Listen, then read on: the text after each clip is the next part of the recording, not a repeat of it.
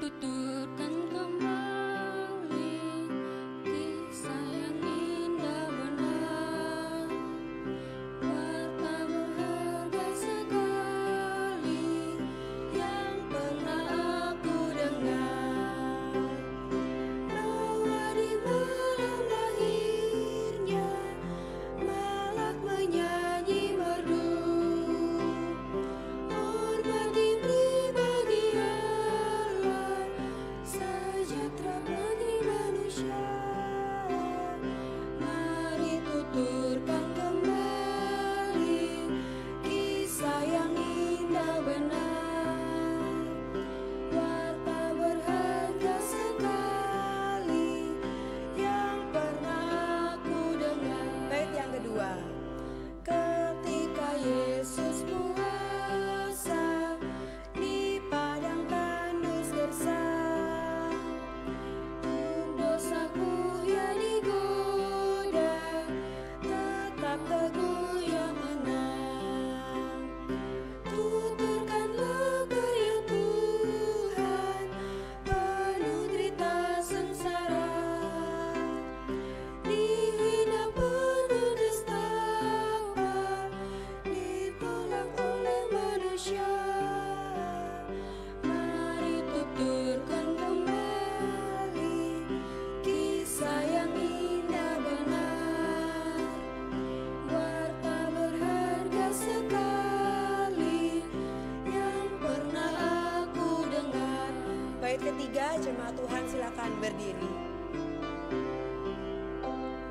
Tuhan dipaku di salib, tubuh memati dera, matinya nista dan aib, namun ia bangkit pula.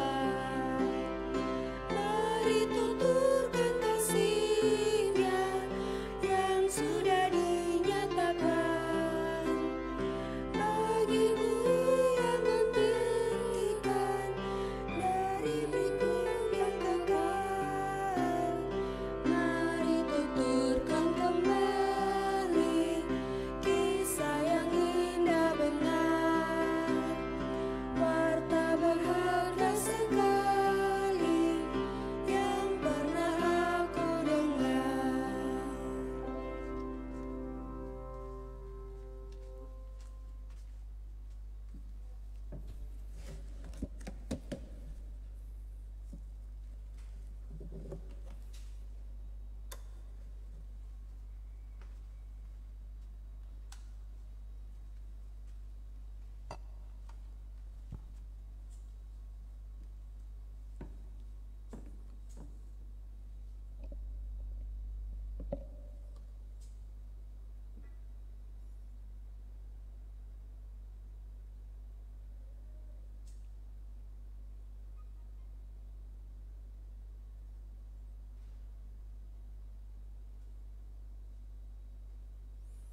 Sidang jemaat yang dikasihi oleh Tuhan, terimalah berkat Tuhan di awal ibadah ini.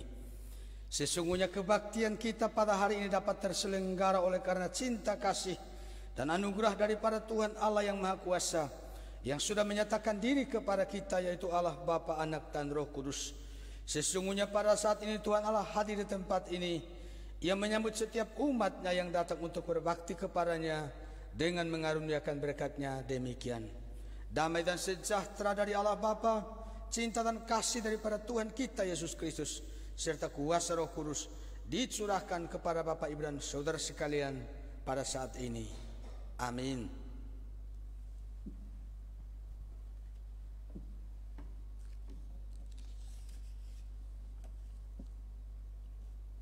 Sabda Tuhan di awal ibadah kita pada pagi hari ini terambil dari 1 Yohanes 3 ayat yang ke-18.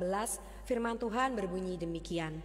Anak-anakku, marilah kita mengasihi bukan dengan perkataan atau dengan lidah, tetapi dengan perbuatan dan dalam kebenaran. Amin. Mari kita meresponi firman Tuhan dengan sekali lagi memuji Tuhan dari himnos nomor 59.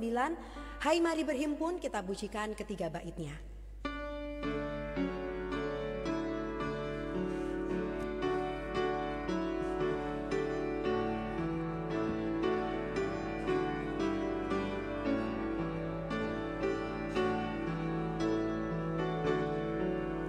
Hai mari berhimpun dan bersukaria, turut semua ke Betlehem. Marilah pandang Tuhan bala sorga, sembah dan puji Dia, sembah dan puji Dia, sembah dan puji Dia yang Raja. Bait kedua. Bernyanyilah kamu tentera malaikat, turut bernyanyi manusia.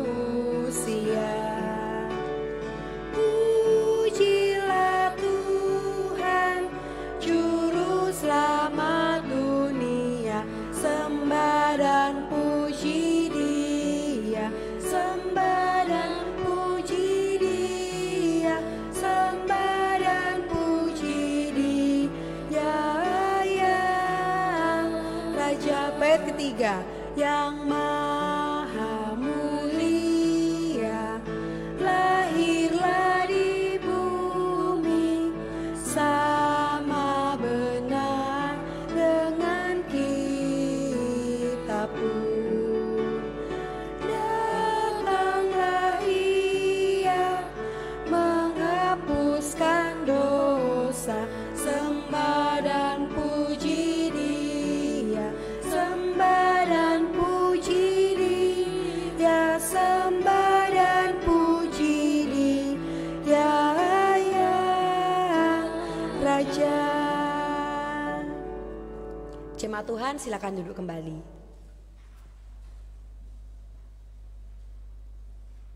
Bapak, Ibu, saudara-saudari, kita menyadari sebagai manusia yang terbatas, seringkali kita lemah, seringkali kita lupa, kita lalai untuk membantu saudara kita, untuk mengasihi saudara kita, terutama yang seiman.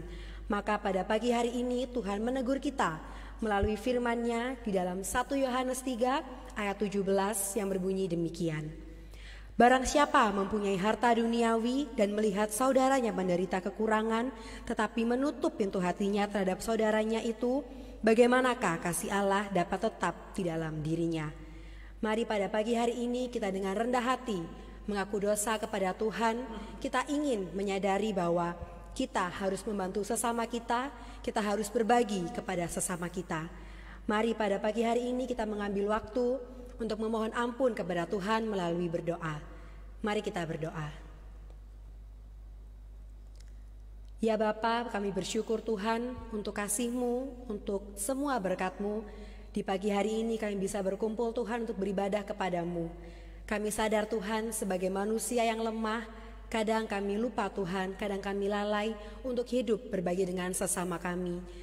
Kadang Tuhan kami merasa berkelimpahan, tetapi kami tidak mau untuk menengok kepada saudara kami, terutama yang membutuhkan, terutama yang berkekurangan. Tuhan, pada pagi hari ini tolong supaya Roh Kudus-Mu Tuhan terus bekerja di hati kami. Roh Kudus-Mu boleh mengingatkan kami supaya kami hidup sebagai anak-anak Allah yang mau berbagi, hidup mau untuk selalu melihat kepada saudara kami. Tolong Tuhan, ampuni kami jika kami sering lalai, ampuni kami jika kami lupa Tuhan untuk melakukan firman-Mu. Kami juga bersyukur Tuhan atas cinta-Mu yang begitu luar biasa. Engkau telah rela memberikan anak-Mu yang tunggal untuk datang ke dunia, lahir, mati di kayu salib dan bangkit untuk menebus setiap kami Tuhan. Maka dari itu ya Tuhan, pada pagi hari ini, bantu kami Tuhan untuk berkomitmen untuk hidup senantiasa menjadi berkat berbagi kepada sesama kami. Terima kasih ya Tuhan, ini doa kami. Dalam nama Tuhan Yesus kami berdoa dan bersyukur. Amin. Pada pagi hari ini Tuhan juga menghibur kita melalui firman-Nya yang terambil dari Yohanes 3 ayat yang ke-17 sampai 18. Firman Tuhan berbunyi demikian. Sebab Allah mengutus anaknya ke dalam dunia bukan untuk menghakimi dunia, melainkan untuk menyelamatkannya oleh Dia. Barang siapa percaya kepadanya, ia tidak akan dihukum. Barang siapa tidak percaya, ia telah berada di bawah hukuman, sebab ia tidak percaya dalam nama Anak Tunggal Allah. Pada pagi hari ini mari kita meresponi sabda penghiburan yang Tuhan berikan kepada kita dengan kita memuji Tuhan. Dari Humnos nomor 67, Kau tinggalkan tahta mulia, dengan bangkit berdiri kita pujikan ketiga baitnya.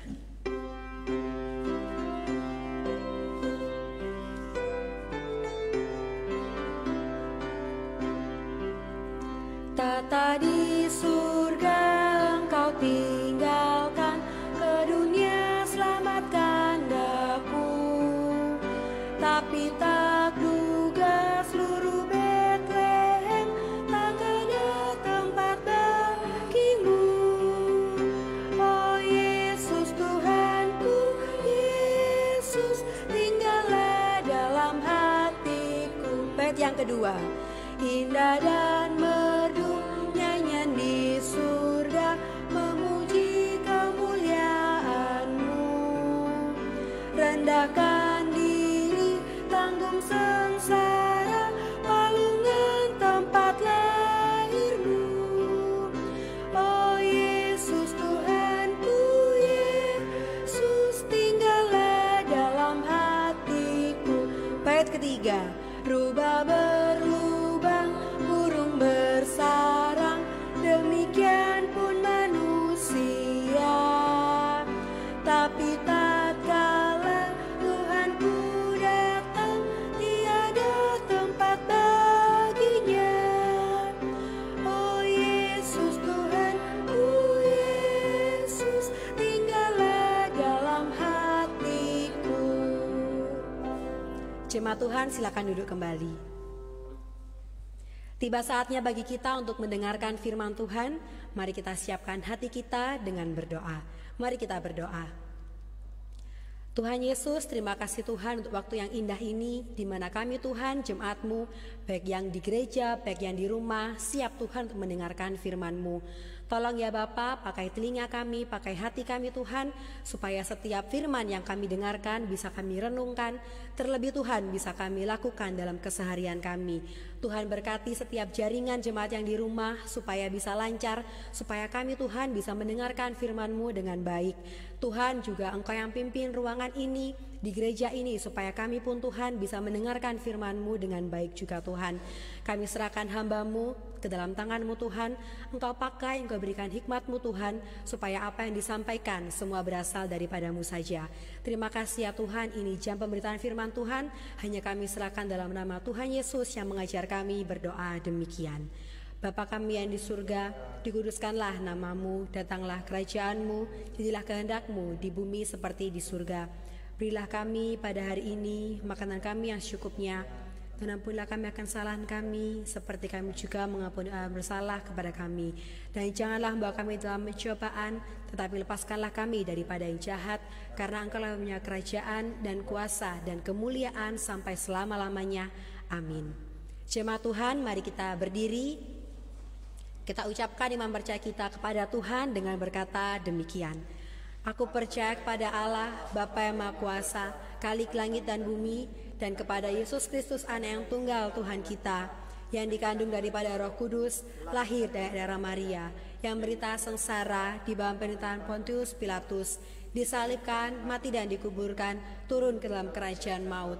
Pada hari yang ketiga, bangkit pula dari orang mati, naik ke surga, duduk sebelah kanan Allah, Bapa yang Maha Kuasa, dan dari sana akan datang untuk menghakimi orang yang hidup dan yang mati.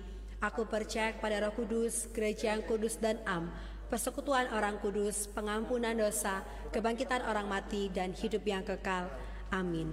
Jemaat Tuhan, silakan duduk kembali. Kepada hambanya saya persilakan.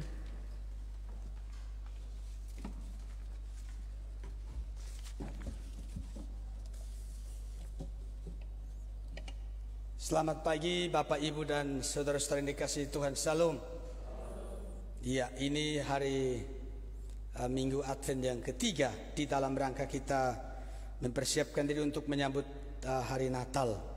Di Minggu Advent yang pertama, saya menyampaikan firman Tuhan mengenai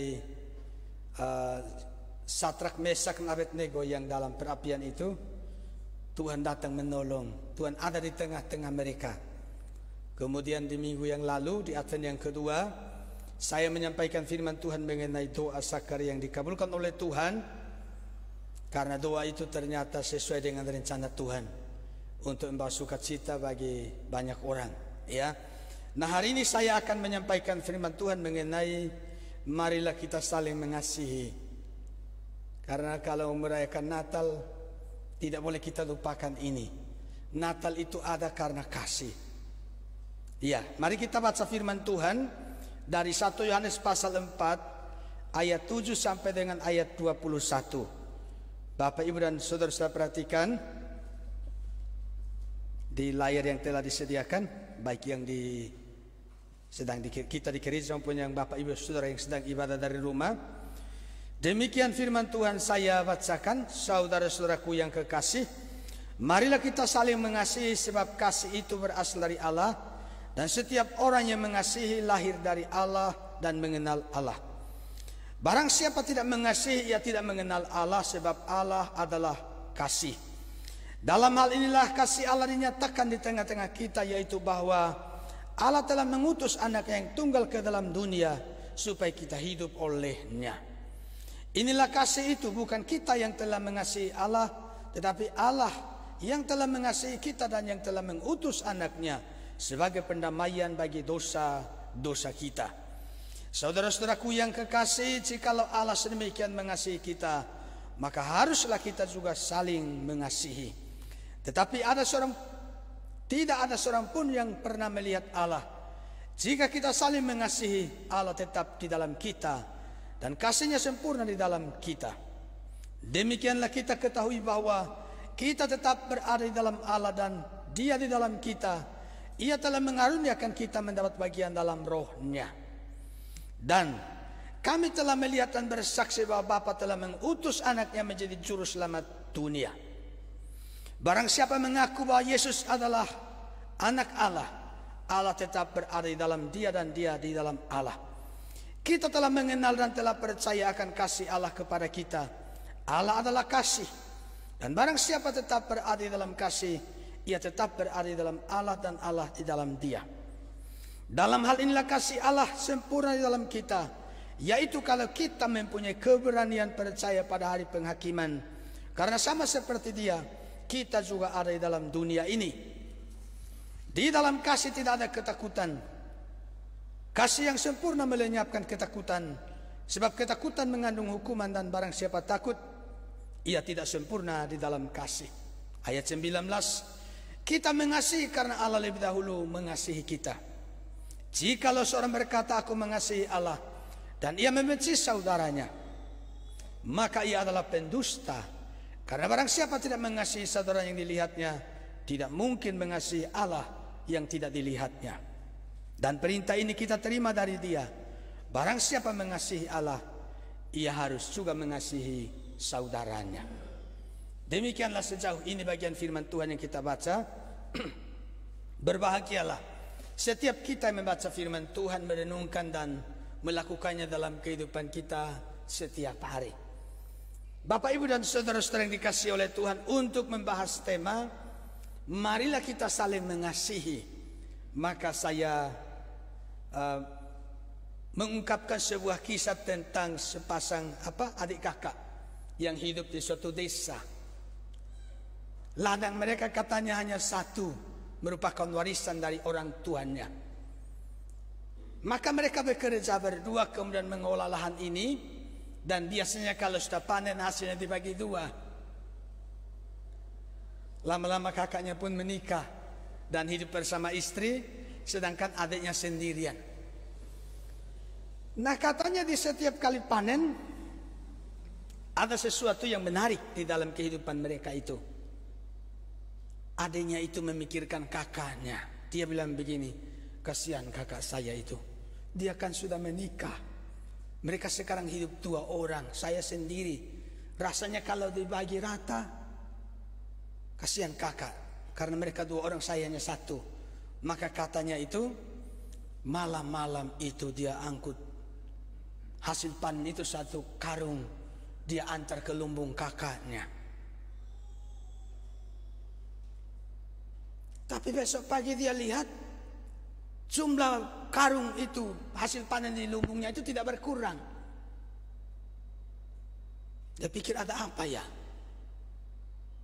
Jadi setiap malam itu dia berusaha, kalau sudah panen dia berusaha untuk antar ke rumah kakak.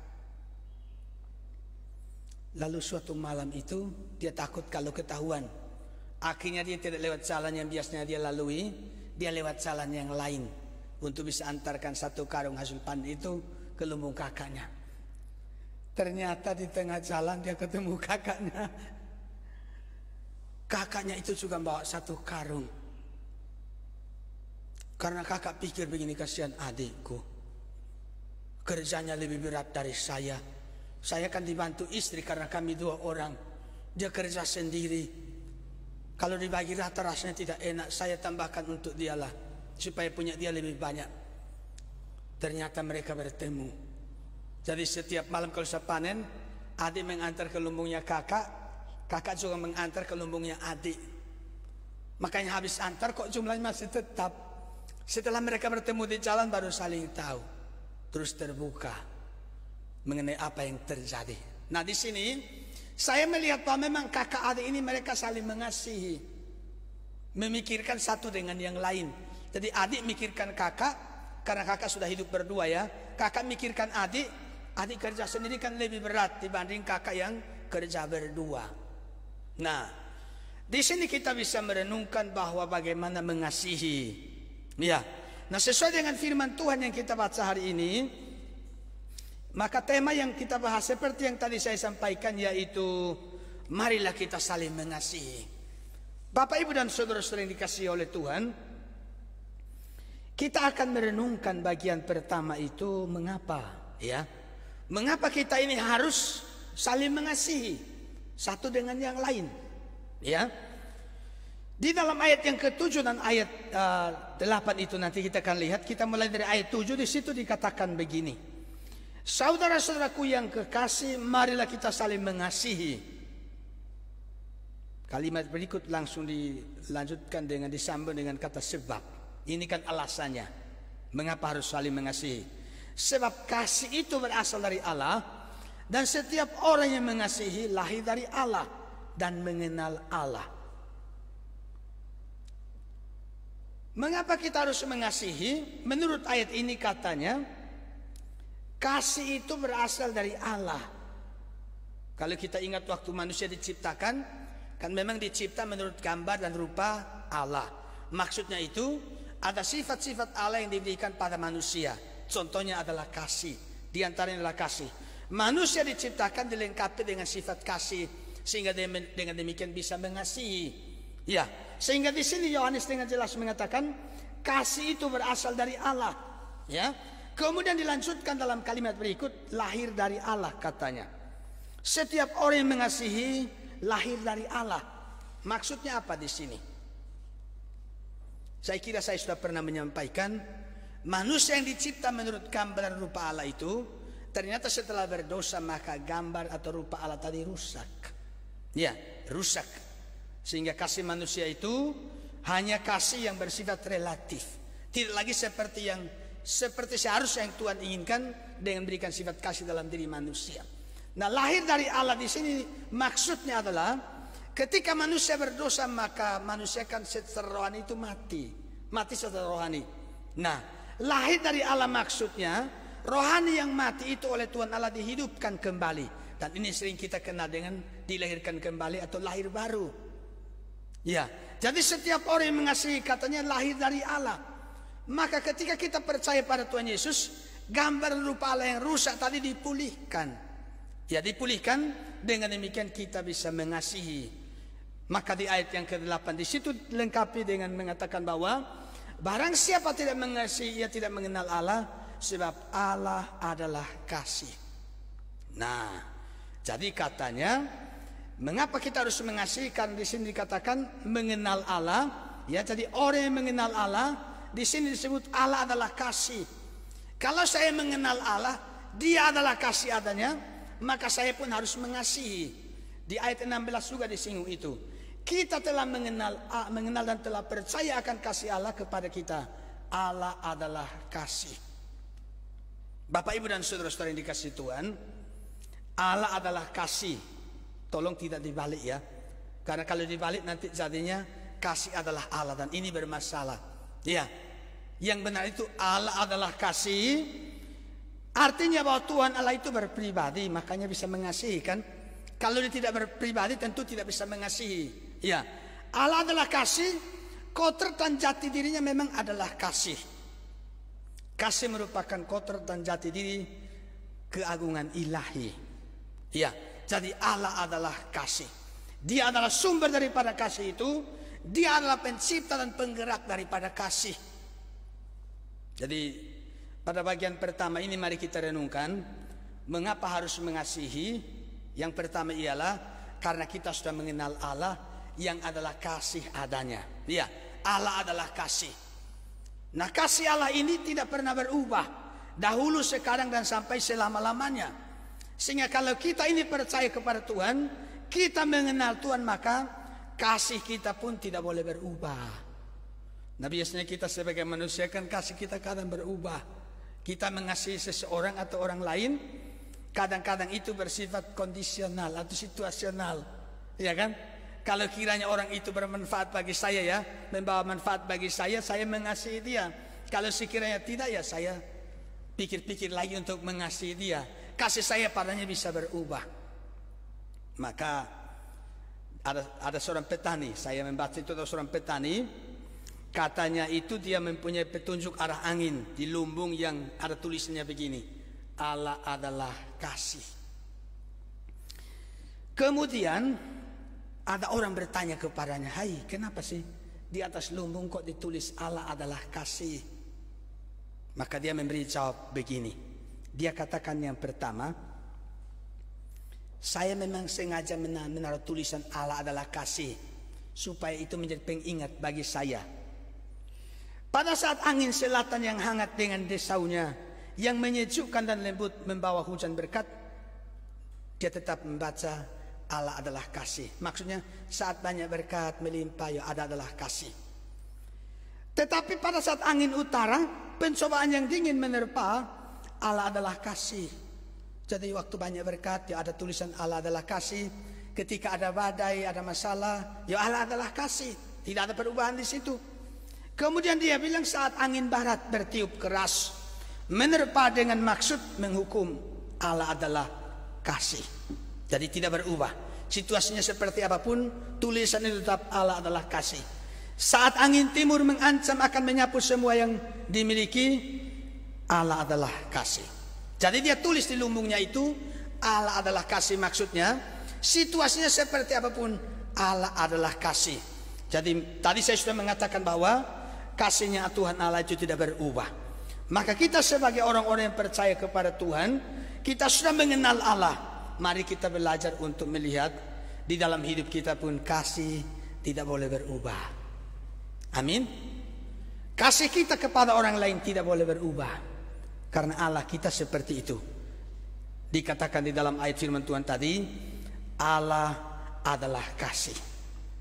Nah, saya membaca ada seseorang membicarakan beberapa aspek mengenai kasih dalam diri Allah.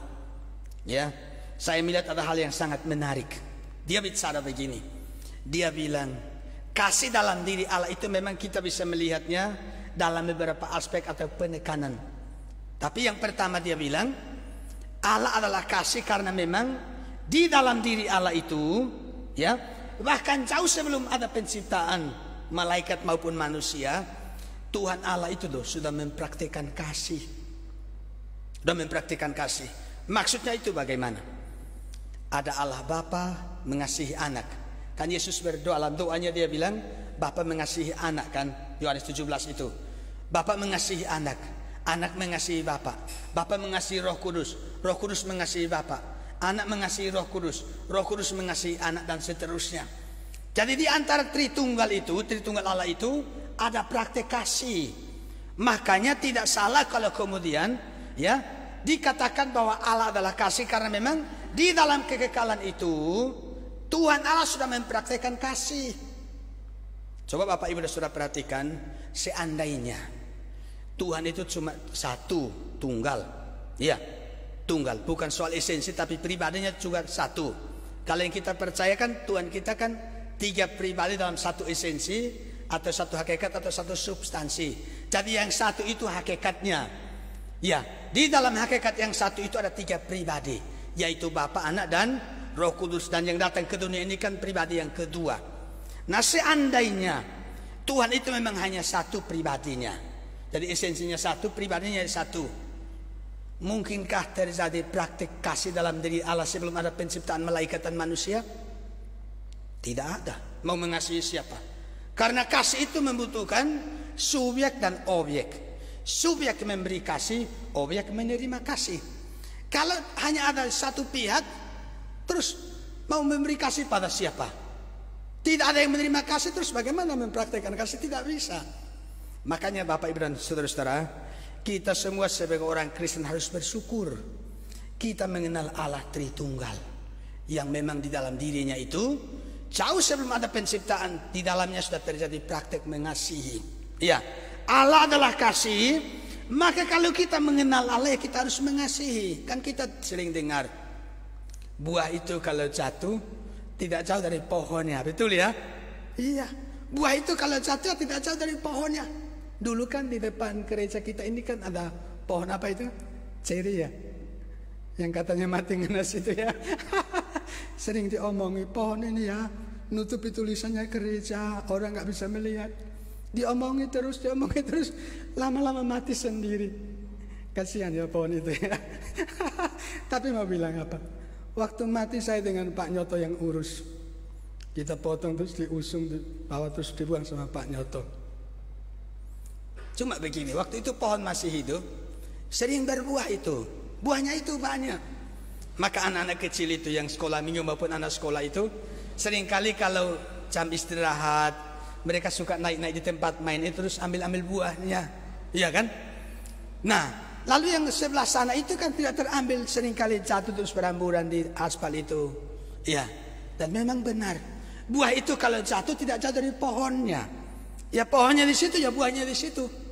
Lain kalau misalnya dia tumbuh di tebing itu ya, jatuh terus terguling-guling entah kemana begitu. Tapi pokoknya jatuhnya di dekat pohonnya itu. Maksudnya apa? Kita sudah percaya kepada Tuhan Allah, kita sudah mengenal Allah. Tuhan Allah itu sebagai Bapa kita, ya kan? Ya, Allah adalah kasih adanya katanya. Maka kita sebagai orang yang mengenal Allah, yang percaya kepada Tuhan Allah, ya semestinya kita pun begitu mengasihi. Ya, sehingga firman Tuhan hari ini ya, di dalam ayat firman Tuhan yang kita baca tadi, ayat 7, marilah kita saling mengasihi. Kenapa? Karena kita sudah mengenal Allah. Nah, memang kasih Allah ini ya, tadi yang pertama saya bicarakan ada aspek yang disebut dengan aspek Trinitarian. Dalam diri Allah sudah terjadi praktik kasih. Ada aspek yang lain seperti providensial, maksudnya Tuhan bisa pelihara semuanya, turunkan hujan dan berikan matahari, bukan hanya untuk orang Kristen tapi untuk semua orang. Dia pelihara semuanya, ya kan? Tapi ada yang namanya aspek kasih yang elektif. Apa itu kasih yang elektif? Kasih yang memilih. Dia mengasihi Yakub katanya. Mengasihi Yakub, membenci Esau, kata Alkitab mengajar seperti itu. Dia memilih. Maka kalau kita bisa dipilih dan mengenal Allah, kemudian menikmati kasih Allah, nah kita harus bersyukur kepada Tuhan. Ya, kemudian kasih yang dikatakan aspek kasih dalam relasi covenant. Maksudnya dituntut untuk taat. Ya ibarat seseorang ayah kemudian punya anak, waktu anaknya masih kecil kan diperlakukan dengan penuh kasih sayang, ya kan? Tapi mulai besar kan seringkali didisiplinkan. Ya, siapa ku kasih, ya kutegur dan ku hajar katanya. Itu bagian dari kasih Allah. Ya, dituntut untuk kita bisa taat, kemudian kasih yang memanggil kepada orang-orang berdosa supaya datang kepadanya. Nah, maka dalam hidup kita ini, sekali lagi, jika kita sudah mengenal Allah, Allah yang adalah kasih adanya, Maka kita sebagai orang-orang yang percaya kepadanya, marilah kita juga saling mengasihi. Itu poin pertama. Kemudian poin yang kedua, coba kita lihat ayat 9. Di situ dikatakan begini. Dalam hal inilah kasih Allah dinyatakan di tengah-tengah kita, yaitu bahwa Allah telah mengutus anaknya yang tunggal ke dalam dunia, supaya kita hidup olehnya. Saya soroti kalimat di dalam ayat itu. Kasih Allah katanya dinyatakan di tengah-tengah kita. Ya, jadi maksudnya di sini kasih Allah itu nyata, terbukti. Cinta yang sejati biasanya ada buktinya. Amin. Ya, cinta yang sejati itu ada buktinya. Dan Tuhan mengasihi kita. Tadi kita sudah lihat Allah adalah kasih. Ayat 9 ini mengatakan kasih Allah dinyatakan di tengah-tengah kita. Kasih Allah itu merupakan kasih yang kelihatan. Ya, kasih yang kelihatan. Dalam Injil Yohanes itu, Yohanes bilang begini. Pada mulanya firman. Firman itu bersama-sama dengan firman itu adalah Allah. Lalu ayat 14 bilang, firman itu telah menjadi manusia dan diam di antara kita. Di dalam 1 Yohanes, dalam suratnya itu dia bilang begini. Apa yang kami dengar, apa yang kami lihat dengan mata kami, apa yang kami saksikan, apa yang kami raba dengan tangan kami, itulah yang kami tuliskan kepadamu. Di sini Rasul Yohanes menyampaikan bahwa tentang kasih Allah itu yang betul-betul sudah nyata melalui inkarnasi. Yesus datang ke dalam dunia ini, dia merinci dengan begitu detail. Apa yang kami raba, katanya, apa yang kami lihat dengan mata kami, kan ini hendak menunjuk mengenai kasih Allah yang betul-betul nyata. Yohanes 3:16. Karena begitu besar kasih Allah akan dunia ini, sehingga telah mengaruniakan anaknya yang tunggal. Ya, kasih Allah itu nyata, mengutus anaknya yang tunggal, anak yang dikasihi kan? Ya, anak yang dikasihi diutus ke dalam dunia ini. Bahkan katanya tadi ayat anaknya yang tunggal di ayat 9 itu ya, anak yang tunggal juga diutus ke dunia ini. Ini kan betul-betul mengasihi. Ya, Bapak Ibu dan Saudara, saya kira kita yang punya anak itu mengerti. Coba kalau misalkan ada sepasang suami istri punya anak hanya satu, kira-kira dengan mudah atau tidak diberikan pada orang lain? Tidak mudah, betul atau tidak? Kalau toh katakanlah anak yang lebih dari 1, 4, 5 atau 6 begitu, diberikan salah satu, ya sudahlah. Tapi umumnya diberikan pada siapa? Diberikan pada sahabat kan, atau orang yang baik dengan kita. Bisa atau tidak anak kita katakanlah banyak begitu, berikan satu pada musuh? Tidak. Kita berusaha berikan pada sahabat yang kita kenal baik, yang bisa merawat anak itu. Tapi apa yang Tuhan Allah lakukan? Dia berikan anak yang tunggal, cuma satu itu, bukan kepada orang-orang yang baik padanya, tapi justru kepada musuh yang memusuhi Tuhan Allah. Nah, di sini kita merenungkan kasih Allah itu betul-betul nyata. Makanya Roma 5 ayat 8 mengatakan, akan tetapi Allah menunjukkan kasihnya kepada kita oleh karena Kristus telah mati untuk kita. Dia berikan anaknya yang tunggal itu supaya dimatikan dalam rangka menyelamatkan kita. Jadi kasih Allah itu betul-betul nyata. Ya, bahkan di ayat ke-9 tadi, di situ dikatakan bahwa, saya baca ulang, dalam hal inilah kasih Allah dinyatakan di tengah-tengah kita, yaitu bahwa Allah telah mengutus anaknya yang tunggal ke dalam dunia supaya kita hidup olehnya. Jadi kasih Allah itu nyata melalui Yesus Kristus datang ke dalam dunia ini, agar melalui Yesus Kristus ya kita ini bisa dapatkan hidup. Yohanes 1:4 mengatakan di dalam Dia ada hidup. Maka waktu kita percaya Tuhan Yesus, kita bisa dapatkan hidup kekal. Ya, kasih Allah sudah nyata. Nanti saya akan jabarkan poin ini di bagian berikut. Tapi coba kita lihat yang ketiga, yaitu Allah lebih dulu mengasihi kita. Ini menjadi alasan berikut mengapa kita harus mengasihi. Ayat 10. Inilah kasih itu, bukan kita yang telah mengasihi Allah, tetapi Allah yang telah mengasihi kita dan yang telah mengutus anaknya sebagai pendamaian bagi dosa-dosa kita. Katanya di sini, bukan kita yang telah mengasihi Allah, tetapi Allah yang telah mengasihi kita. Bukan kita yang duluan bertindak mengasihi Allah, tapi Allah yang bertindak mengasihi kita lebih dulu. Makanya kan ada lagu itu, mengasihi, mengasihi lebih sungguh, mengasihi, mengasihi lebih sungguh. Tuhan lebih dulu mengasihi kepadaku, mengasihi, mengasihi lebih sungguh. Mengapa saya harus mengasihi?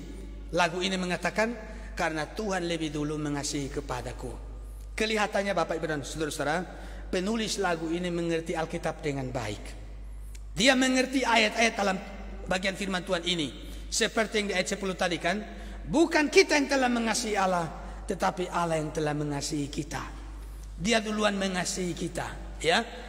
Ayat 19 juga mengatakan hal yang sama. Kita mengasihi karena Allah lebih dahulu mengasihi kita. Dia memberi kita teladan.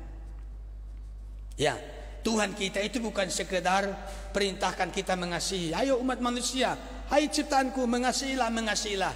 Bukan sekedar memberi perintah begitu, tapi Dia memberi kita teladan. Dan ternyata teladan yang Tuhan berikan itu tidak main-main. Anaknya sendiri yang tunggal itu, yang sangat dikasihnya itu diberikan.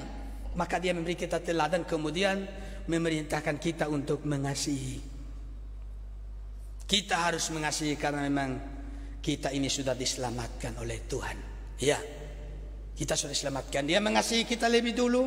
Dia memberi kita teladan. Ya, Dia menyelamatkan kita melalui Yesus Kristus. Coba ayat 14. Dan kami telah melihat dan bersaksi bahwa Bapa telah mengutus anaknya menjadi juru selamat dunia. Kita selamat melalui Bapa berkorban utus anaknya. Melalui anak yaitu Yesus Kristus berkorban dan mati di salib. Melalui pengorbanannya inilah kita boleh diselamatkan oleh Tuhan. Ya, jadi kasih membuktikan adanya Allah di dalam diri kita. Jadi kalau kita betul-betul ya menikmati kasih Allah, mari kita mengasihi. Ya, seperti yang juga ditegaskan lagi dalam ayat 11, saudara-saudaraku yang kekasih, jikalau Allah sedemikian mengasihi kita, maka haruslah kita juga saling mengasihi. Barangkali saya harus sedikit uraikan. Sabtu yang lalu tanggal 4 kan kita adakan pelayanan kasih di Malang, ya, masih ingat ya. Kemudian Sabtu kemarin ini di sinode kita juga ada pelayanan kasih ke Lumajang. Jadi ada tim diakonia sinode kita itu berangkat ke Lumajang mewakili kita semua. Kan di grup WA gereja Bapak Ibu Saudara diminta dukungan kan, doa maupun dana, dan dana sudah terkumpul, puji Tuhan. Cukup besar dananya, dibelanjakan, kemudian menggunakan beberapa mobil barang diantarkan ke Lumajang untuk menolong saudara-saudara kita yang sedang kena musibah. Dan tim yang berangkat kemudian mengambil foto kemudian mengirimkan, dan saya sudah bagikan di grup majelis untuk melihat bahwa apa yang kita lakukan betul-betul sudah sampai kepada tujuannya. Nah, barangkali hal yang perlu kita renungkan di sini, ya, sebenarnya, ya, apa yang melatar belakangi tindakan kita melakukan hal ini, baik itu pergi ke Malang maupun pergi ke Lumajang. Ini sangat penting.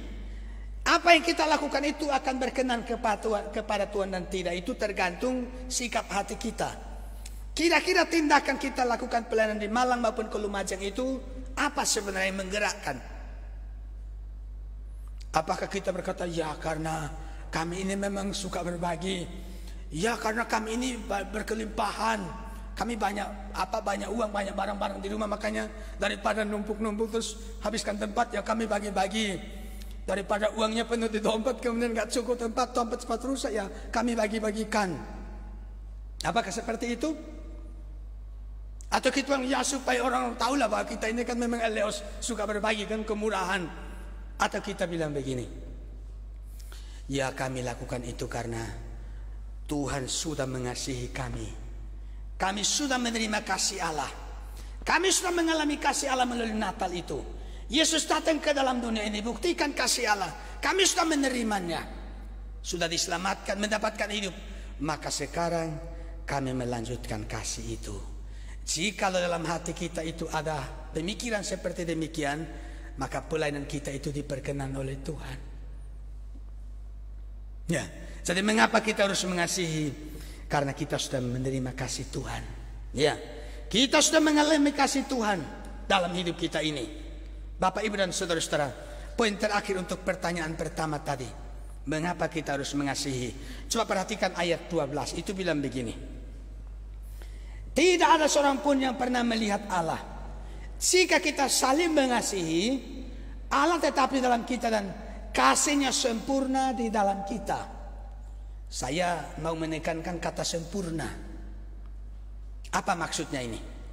Karena katanya, jika kita saling mengasihi, Allah tetap di dalam kita dan kasih-Nya sempurna di dalam kita. Kemarin saya dengar ada hamba Tuhan, orang Reform juga, dia menjelaskan ayat ini. Dia bilang begini, sempurna itu kalau ditelusuri dari bahasa aslinya itu, artinya adalah sampai pada tujuan.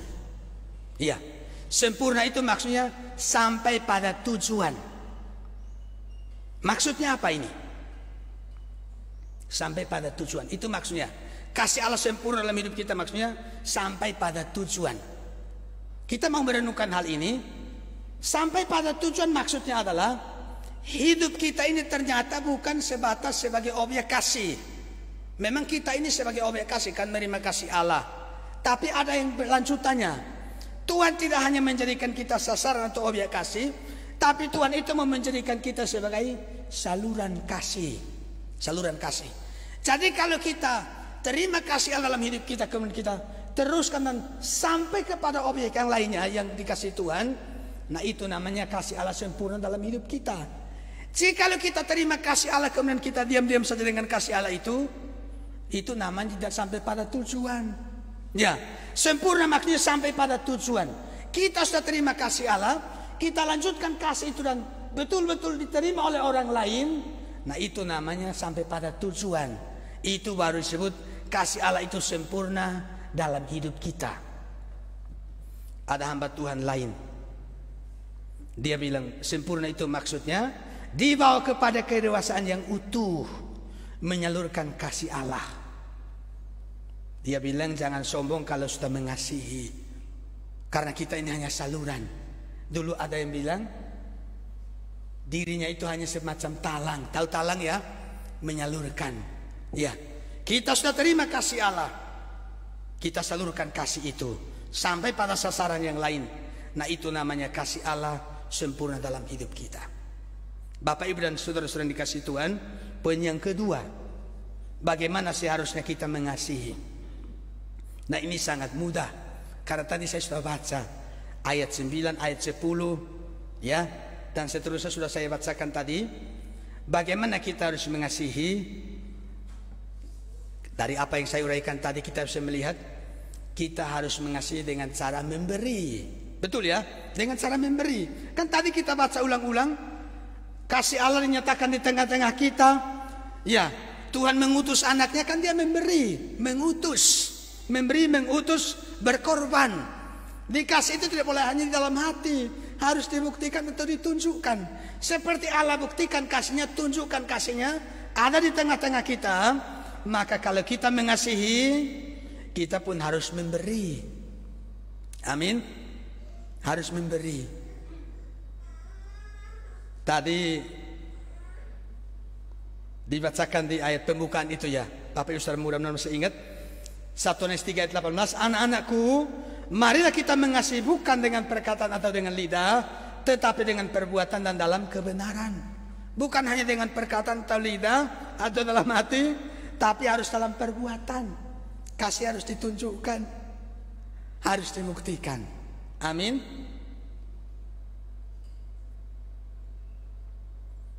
Orang kan melihat kita mengasihi dia kalau dia mendapat sesuatu dari kita, kan? Betul atau tidak?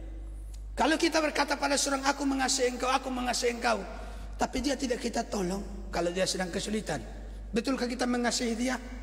Sulit rasanya dibayangkan. Makanya ada pemuda yang bertemu dengan Tuhan Yesus, kan? Pemuda yang diceritakan di Alkitab itu. Dia tanya pada Tuhan Yesus, apa yang harus aku lakukan supaya dapatkan hidup kekal? Yesus bilang, apa yang ditulis dalam hukum Musa? Dia bilang, kasihlah Tuhan Allahmu dengan segenap hatimu, segenap jiwamu, segenap kekuatanmu. Yesus katakan, pulang lakukan itu. Dia bilang, oh sudah sejak muda sudah kulakukan itu kok. Yesus bilang, jual hartamu bagikan pada yang itu miskin dan pulang ikut aku. Kembali dan ikut aku. Katanya dalam bagian Alkitab, pemuda itu pulang dengan sedih. Tapi dalam teks di Injil Lukas itu Yesus kasih tahu perumpamaan. Ada orang yang dari perjalanan antara mana? Yerusalem ke Yeriko itu ya. Terus dirampok orang. Ada imam yang lewat, nggak ditolong. Ada orang Lewi yang lewat juga tidak ditolong. Nanti ada orang Samaria lewat baru bisa ditolong. Maka sering kita kenal cerita ini dengan sebutan orang Samaria yang baik hati. Nah, ada yang menarik dari kisah itu. Yesus bilang, ada seorang turun dari Yerusalem menuju ke Yeriko, ya kan? Turun dari Yerusalem ke Yeriko, di tengah jalan dirampok, tergeletak di situ. Barang diambil terus dia dipukuli. Lalu kata Yesus begini, ada seorang imam juga turun dari Yerusalem ke Yeriko. Ngapain imam habis dari Yerusalem itu? Habis menunaikan tugas memimpin ibadah di bait Allah itu. Dia habis memimpin ibadah. Ada orang yang sedang susah di pinggir jalan, gak ditolong. Apakah dia mengasihi orang itu? Tidak. Yesus bilang, di antara 3 orang itu, siapa yang mengasihi, menjadi saudara bagi orang yang dirampok tadi? Pemuda itu bilang, orang yang telah menolongnya. Pemudanya itu juga sombong. Sombongnya di mana? Tadi kan jelas, yang tolong kan orang Samaria. Tapi dia bilang apa?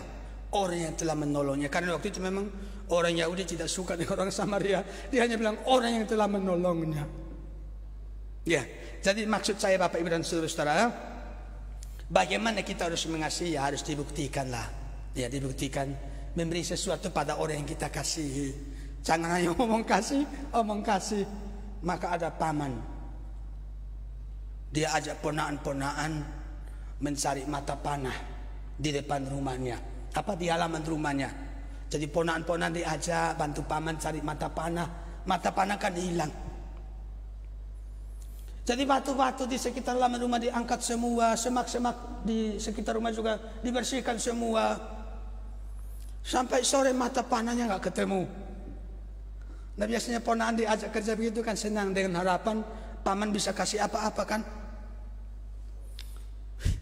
Sampai sore gak ketemu mata panah. Terus akhirnya paman ya gak kasih apa-apa. Ponaan-ponaan pulang ke rumah. Beritahu papanya, sekalian kalian di mana nak? Itu bantu paman ini cari mata panah. Papanya marah. Pamanmu itu orangnya pelit. Sebenarnya maksudnya dia itu bukan cari mata panah itu, tapi ngajak kalian kerja bakti, bersihkan rumahnya. Ini kan orang pelit, ngajak ponaan kerja-kerja yang nggak dikasih apa-apa. Saya membaca kisah itu, saya pikir ya inilah, memang kasih itu tidak punya hanya sebatas dalam hati atau dibicarakan. Kasih itu memang harus dibuktikan, harus ditunjukkan. Mengingat kasih Allah itu sudah nyata. Dia mengasihi kita, membuktikan kasihnya, menunjukkan kasihnya, memperlihatkan kasihnya kepada kita. Dan itu sudah kita terima. Kemudian yang berikut, kalau kita mengasihi maka kita harus mengusahakan kebaikan, kesejahteraan, keselamatan pihak lain di luar diri kita. Seperti yang dilakukan Tuhan Allah. Dia mengasihi kita, dia memberi selamat pada kita melalui pengorbanan Yesus Kristus. Jadi kasih harus berkorban untuk kebaikan orang lain, harus berkorban untuk keselamatan orang lain. Ini tidak bisa tidak. Kalau kita mengasihi orang lain, kita perlu berkorban waktu, tenaga, materi dan lain sebagainya, ya, untuk kebaikan orang lain, terutama untuk keselamatan. Saya kapan hari itu mengajar katekisasi, karena bicara seputar pelayanan Yesus, pengorbanan, saya cerita mengenai kita di Eleos ini. Karena saya ini kan baru bukan 1-2 tahun ada di Eleos, hampir 30 tahun itu saya ada di Eleos ini. Kita ini kan punya sekolah di Surabaya, ada playgroup, ada TK, ada SD, 3 sekolah. Di Waigiri itu ada 2 sekolah, TK terus SMP. Kira-kira selama puluhan tahun sekolah-sekolah ini berdiri, kita sudah dapat untung berapa ya kira-kira ya? Keuntungannya berapa? Pernah nggak kita dengar bagi-bagi hasil? Bagi-bagi hasil melalui usaha pendidikan. Ya, saya cukup paham karena saya orang lama. Saya tahu setiap bulan itu kurang, dan kurang. Sejak dulu kurang sampai sekarang masih kurang.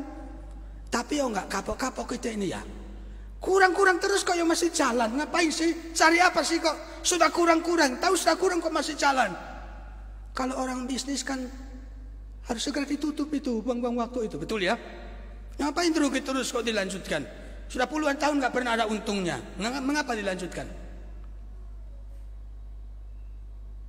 Dari diakonnya juga sekarang ambil bagian. Berapa tahun terakhir ini tiap bulan kasih dana. Ya masih kurang terus. Kenapa tidak bubar, tidak berhenti tapi jalan terus? Karena kita hidupkan kasih Tuhan itu loh. Tuhan sudah mengasihi kita. Sekarang kita mengasihi, berkorban, membangun bangsa ini kan begitu kan? Berkorban membangun negeri ini kan? Memang mau membangun harus berkorban. Dan lebih-lebih kabar baik bisa diberitakan. Berita mengenai Yesus bisa diberitakan. Saya sedang mengajar, satu anak bertanya kepada saya, Tuhan bilang waktu Adam dan Hawa makan buah itu mereka pasti mati. Kenapa Pak? Sudah makan kok nggak mati-mati? Habis makan kan Adam tidak langsung mati kan? Hawa juga tidak langsung mati. Mereka dua masih hidup. Padahal Tuhan bilang jangan makan buah ini. Kalau makan pasti mati. Ada pastinya. Anak itu bilang, Pak sudah makan kok nggak mati-mati Pak? Padahal Tuhan bilang pasti mati. Bagaimana itu Pak? Dia tanya saya begitu. Maka saya jelaskan. Mati itu ada 3 macam nak. Mati jasmani, mati rohani, kemudian mati kekal. Ya, memang Adam baru mati umur 930 tahun, mati lahiriah. Tapi waktu berdosa sudah mati rohani, diusir dari Taman Eden itu, putus hubungan dengan Tuhan. Siapa bisa menjawab pertanyaan anak ini kalau Eleos tidak ada? Coba jawab pada saya. Siapa akan menjawab kebingungan anak ini kalau sekolah ini tidak ada? Siapa akan menjawab? Tidak ada. Tidak ada. Maka mari kita perhatikan mengapa kita harus melanjutkan pelayanan, ya, melakukan tindakan kasih, berkorban melayani, karena kita sudah mengasihi Tuhan.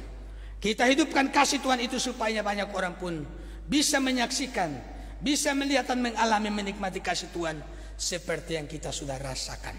Sebagai bagian terakhir di ayat yang ke-7 itu dikatakan begini, saudara-saudaraku yang kekasih, marilah kita saling mengasihi. Ayat 11, saudara-saudaraku yang kekasih, jikalau Allah sedemikian mengasihi kita, maka haruslah kita juga saling mengasihi.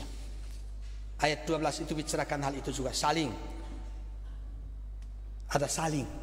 Di dalam kamus bahasa Indonesia, saling itu diartikan sebagai kata untuk menerangkan perbuatan yang berbalas-balasan. Saling. Seperti di tunggal tadi, menjadi subjek dan objek, saling memberi dan menerima. Saling itu memberi juga menerima, memberi menerima. Sebagai bagian penutup, izinkan saya sedikit bercerita. Saya tahu semua jemaat mengasihi saya, mengasihi kami, memberi kasih dan sebagainya pada kami di pastori maksudnya. Tapi begini, di antara kita semua ada satu orang yang paling banyak yang paling sering memberi sesuatu pada saya. Bapak Ibu saudara tahu siapa kira-kira? Duduk di pojok sana itu yang sebelah barat, paling ujung sebelah sana. Dia paling sering memberi sesuatu pada saya. Kadang-kadang saya itu berpikir, aduh kok begini ya. Maka kami juga belajar untuk memberi, ya, saling mengasihi. Tuhan sudah mengasihi kita, mari kita belajar untuk saling mengasihi satu dengan yang lain. Bagaimana?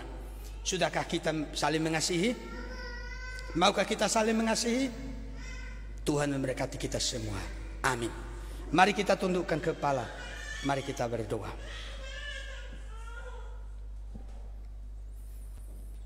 Ya Tuhan, terima kasih banyak. Pagi ini dalam ibadah Advent yang ketiga, Tuhan berfirman kepada kami untuk saling mengasihi.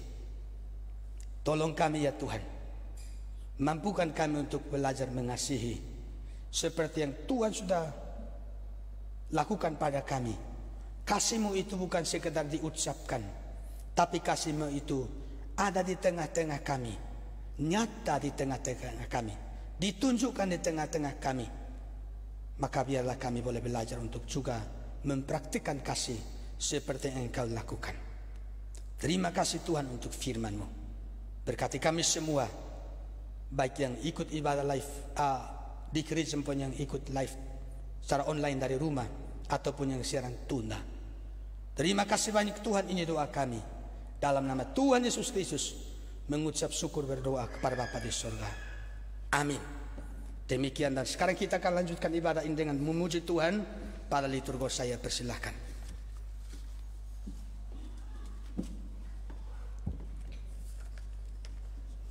Kita bersyukur untuk firman Tuhan, kiranya kita bisa menjadi anak Allah yang siap untuk berbagi. Amin. Amin. Pada saat ini mari kita memuji Tuhan, meresponi firman Tuhan. Kita nyanyikan dari himnos nomor 336, dikenal sebagai orang Kristen. Kita pujikan ketiga baitnya.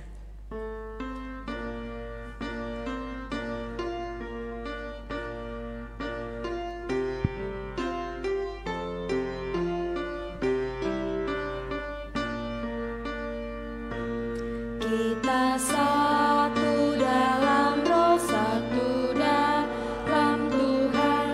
Kita satu dalam roh, satu dalam Tuhan. Dan bersyukur semua akan dijadikan baru.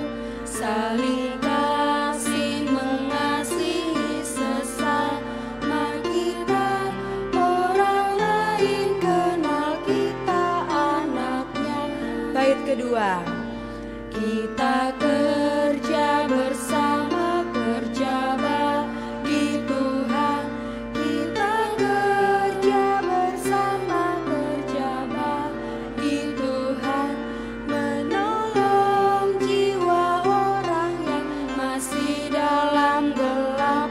Saling kasih mengasihi sesama kita. Orang lain kenal kita anaknya. Bait ketiga. Pujilah Allah Bapa karena anugerahnya, dan bagi Yesus Kristus anak tunggal Bapa. Pujilah Roh Kudus yang mempersatukan kita. Saling kasih mengasihi sesama kita. Orang lain kenal kita anaknya. Amin. Orang lain kenal kita karena kasih kita. Pada saat ini mari kita memberikan yang terbaik bagi Tuhan melalui persembahan. Kepada yang bertugas dipersilahkan.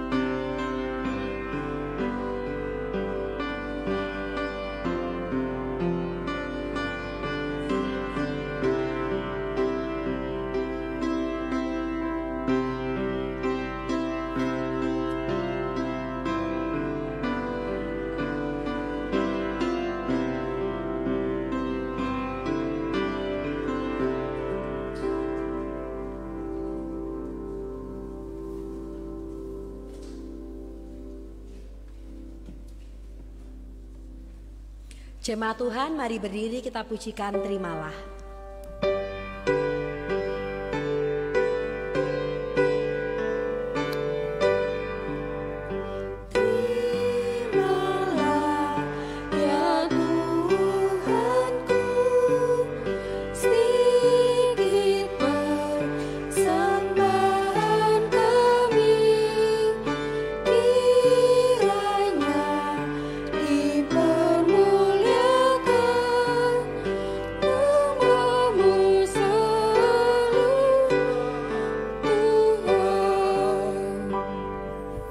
Kita berdoa. Bapa di sorga, terima kasih hari ini Tuhan beri kami kesempatan untuk berkorban bagimu dengan persembahan yang sudah kami kumpulkan.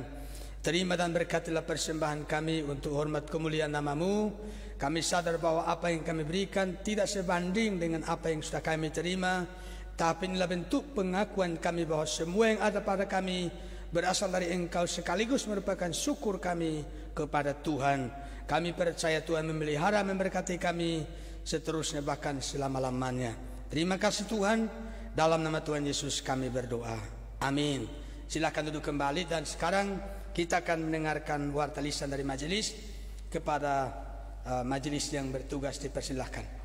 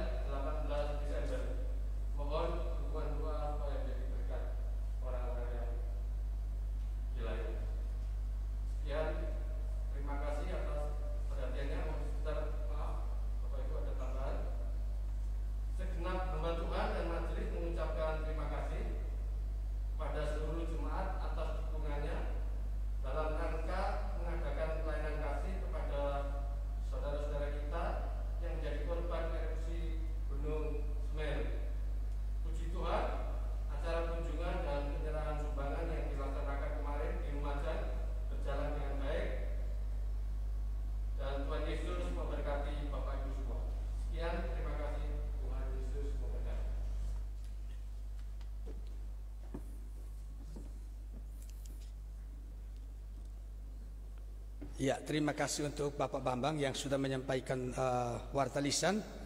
Sekarang saya akan menambahkan beberapa hal. Yang pertama, selamat ulang tahun untuk yang belum tahun dalam minggu ini, Saudari Natalia. Ibadah dari rumah ya. Ya. Tuhan berkati. Kemudian yang kedua, Saudara Andi. Saya sudah menyampaikan secara langsung waktu itu saya telepon. Karena tidak ada di grup WA gereja, maka saya langsung telepon sebagai selamat ulang tahun. Pak Agus dengan Ibu nanti bisa disampaikan lagi. Ya, Tuhan berkati. Kemudian istimewa. Tadi saya sempat singgung dia dalam khotbah saya tadi, itu duduk di pojok sana itu. Hari ini dia ulang tahun. Selamat ulang tahun Pak Nyoto. Tuhan berkati ya. Iya.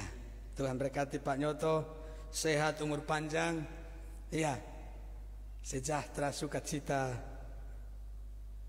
semuanya, ya. Puji Tuhan. Kemudian yang berikut, Bapak Ibu dan saudara-saudara, sekali lagi bersyukur dan terima kasih ya dukungan kita semua. Acara Lumajang bisa berjalan baik. Paling tidak, walaupun mungkin tidak sebanyak yang dilakukan oleh negara atau pihak yang lain, tapi kita turut mengambil bagian meringankan beban saudara-saudara kita di Lumajang.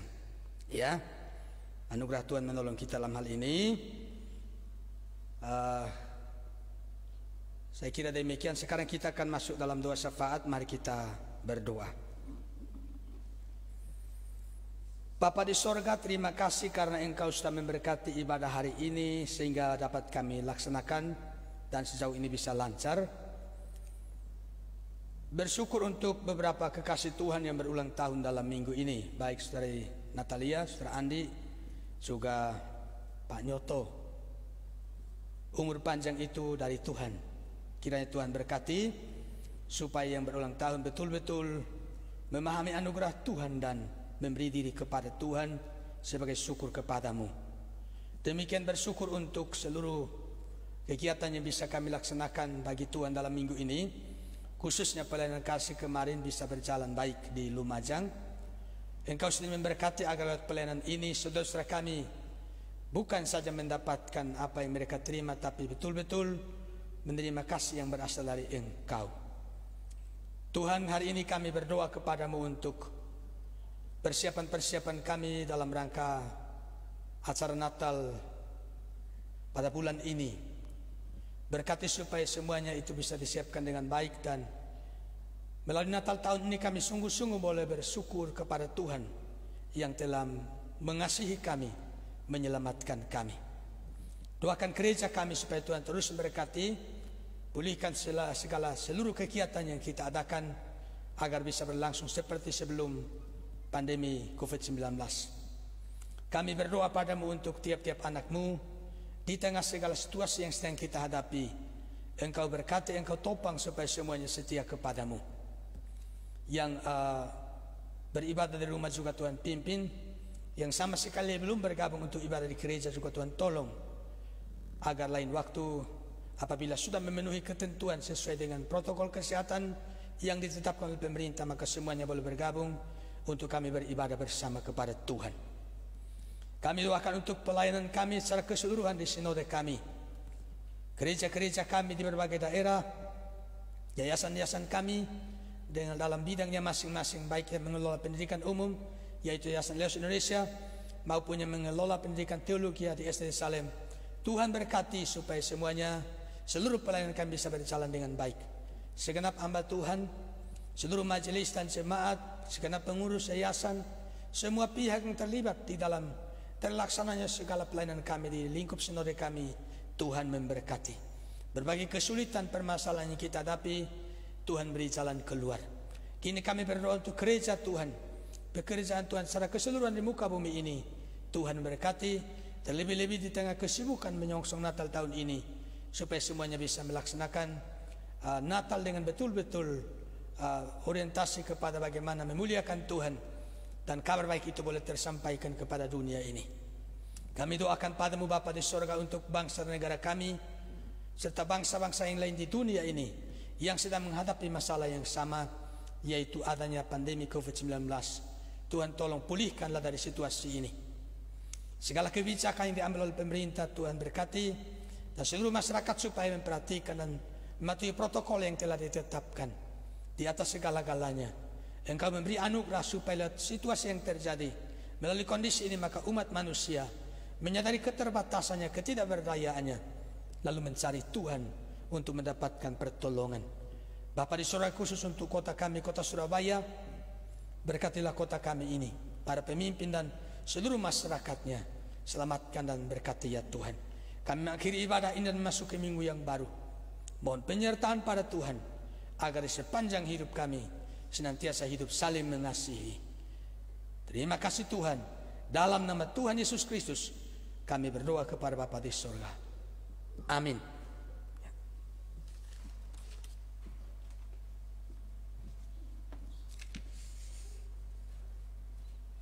Sebelum kita mengakhiri ibadah kita, mari kita kembali berkomitmen untuk menyerahkan hidup kita kepada Tuhan dan melayani sesama. Mari kita memuji Tuhan dari hymnos nomor 281, Kuserahkan Hidupku. Kita pujikan ketiga baitnya. Pada bait yang ketiga, jemaat mari berdiri.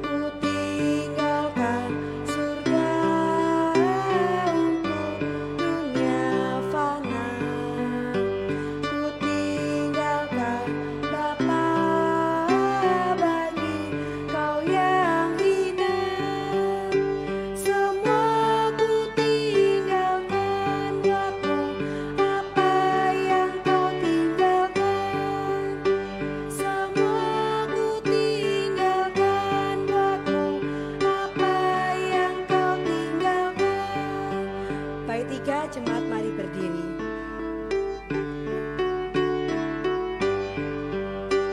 Aku menderita sengsara yang dahsyat disebabkan dosa hidupmu yang jahat.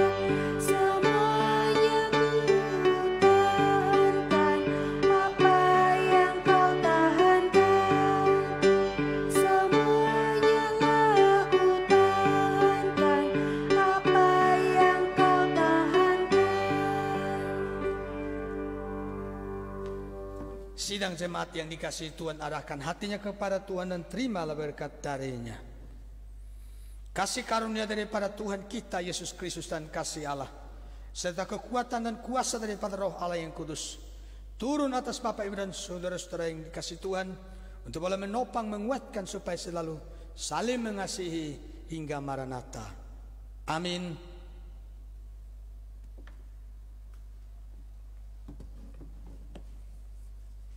Mengakhiri ibadah kita, mari kita memuji Tuhan dari hymnos nomor 251, Aku Ingin Benar. Kita nyanyikan kedua baitnya.